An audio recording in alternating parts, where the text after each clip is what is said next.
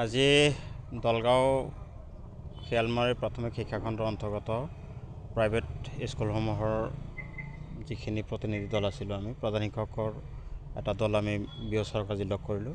লগ কৰি পেলাই দলগাঁও শিক্ষাখণ্ডৰ অন্তৰ্গত যিখিনি প্ৰাইভেট স্কুল যিখিনি ইলিগেল হৈ আছে এইখিনিৰ বিৰুদ্ধে ব্যৱস্থা গ্ৰহণ কৰাৰ কাৰণে আমি এখন স্মাৰকপত্ৰ ছাৰক দাখিল কৰিছোঁ আৰু এখন তালিকা দিছোঁ য'ত 47 ইলিগেল স্কুল আছে সেইখিনিৰ বিৰুদ্ধে ব্যৱস্থা গ্ৰহণ কৰিবৰ কাৰণে আমি ছাৰক অনুৰোধ জনাইছোঁ।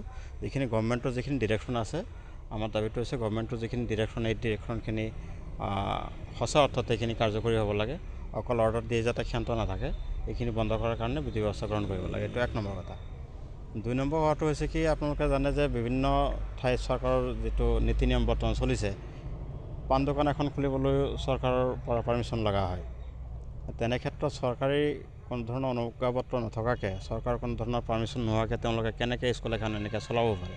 গতিকে এই চৰকাৰী অনুজ্ঞাপত্ৰ বা চৰকাৰৰ পৰা পাৰ্মিশ্যন নোহোৱা যিখিনি বিদ্যালয় আছে এই বিদ্যালয়খিনি আচলতে ইলিগেল হয়।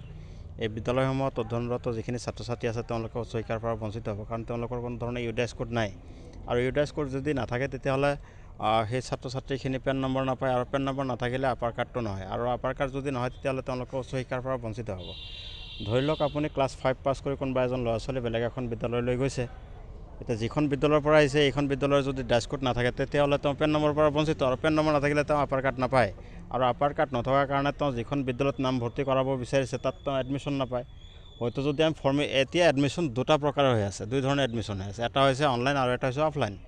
আমি অফলাইন এডমিশ্যনটো দিলেও অনলাইনত এডমিশ্যন নহয়, আৰু অনলাইন যদি এডমিশ্যন হয় তেতিয়াহ'লে চৰকাৰীভাৱে তেওঁ কোনো ধৰণৰ নথি পত্ৰ নাপায়, তেওঁ ক্লাছটো পাছ কৰিহে যাব, তেওঁ কোনো ধৰণৰ কাগজ পাতি নাপায়। যেনেকৈ টিউশ্যন চেণ্টাৰত পঢ়িলে মানুহে যেনেকৈ কেৱল কোৰ্চটোহে তেওঁৰ আগুৱাই যায়, তেওঁ কোনো ধৰণৰ কাগজ পাতি নাপায়, ঠিক তেনেকৈ যিসমূহ ইলিগেল বিদ্যালয় আছে সেই বিদ্যালয়সমূহ এক প্ৰকাৰৰ কোচিং চেণ্টাৰহে, সেইবিলাকক স্কুল বুলি কোৱাটো ঠিক নহ'ব, কাৰণ তেওঁলোকৰ কোনো ধৰণৰ গভৰ্ণমেণ্টৰ কোনো ধৰণৰ অনুজ্ঞাপত্ৰ নাই। স্কুল বুলি তেওঁৰ যে প্ৰমাণ পাতি থাকিব লাগে তাৰ কোনো ধৰণৰ কোনো প্ৰমাণ পাতি নাই। সেইকাৰণে আমি ডিমাণ্ড কৰিছোঁ যে বিদ্যালয়সমূহ ততালিকে বন্ধ কৰিব লাগে, আৰু এইটো বৃহত্তৰ ছাত্ৰ ছাত্ৰীসকলৰ ভৱিষ্যতৰ প্ৰতি লক্ষ্য ৰাখি এনেকুৱা নহয় যে আমি ব্যক্তিগত খণ্ডৰ যিসমূহ বিদ্যালয়ৰ আমাৰ পেন নম্বৰ বা ডাইচ কোড আছে আমাৰ ছাত্ৰৰ কাৰণে আমি যুঁজখন দিছোঁ। এই যুঁজখন হৈছে আচলতে সেইসকল ছাত্ৰ ছাত্ৰীৰ কাৰণে যিসকল উচ্চ শিক্ষাৰ কাৰণে তেওঁলোকে মানে ভৱিষ্যতে যাতে তেওঁলোক বিপদৰ সন্মুখীন যাতে নহয়। অলপ আগতে বিঅ' ছাৰে আপোনালোকৰ আগত কৈছেই যে বহু ছাত্ৰ ছাত্ৰী আহিছিলে যিখিনি নেকি পেন নম্বৰৰ পৰা বঞ্চিত হৈছে, এতিয়া তেওঁলোকে হাহাকাৰ কৰি আছে।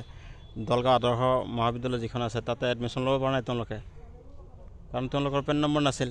এতিয়া পেন নম্বৰ নাথাকিলে উচ্চ শিক্ষাৰ পৰা এনেদৰে বঞ্চিত হৈ থাকিব। গতিকে আমাৰ লিগেল ডিমাণ্ডটো হৈছে যে ইউডাইচ নথকা বিদ্যালয়সমূহ চৰকাৰে বন্ধ কৰিব লাগে। আজি আপোনালোকে কি আমি অভিযোগ নহয়, আমি এখন তালিকাহে দিছোঁ যিবিলাক বিদ্যালয়ৰ কোনো ধৰণৰ ইউডাইচ কোড নাছিল, সেই বিদ্যালয়সমূহৰ বিৰুদ্ধে আমি তেওঁলোকৰ এটা তালিকা দিছোঁ য'ত নেকি 47 স্কুল আমি লিষ্ট কৰিছোঁ, আৰু কেইখনমান বিদ্যালয় ৰৈ গৈছে যিখিনি আমি ছাৰক অনুৰোধ জনাইছোঁ যে তেওঁলোকৰ যিখিনি চ'ৰ্চ আছে সেই চ'ৰ্চৰ জৰিয়তে তেওঁলোকে লিষ্টটো ভেৰিফাই। বিঅ' ছাৰে আমাক আশ্বাস দিছে যে তেওঁলোকৰ মেন পাৱাৰ যিখিনি আছে তাৰ জৰিয়তে তেওঁলোকে লিষ্টটো ভেৰিফাই কৰিব, আৰু পৰ্যায়ক্ৰমে তেওঁলোকে সেই স্কুলবিলাকৰ বিৰুদ্ধে বন্ধৰ নিৰ্দেশনা জাৰি কৰিব।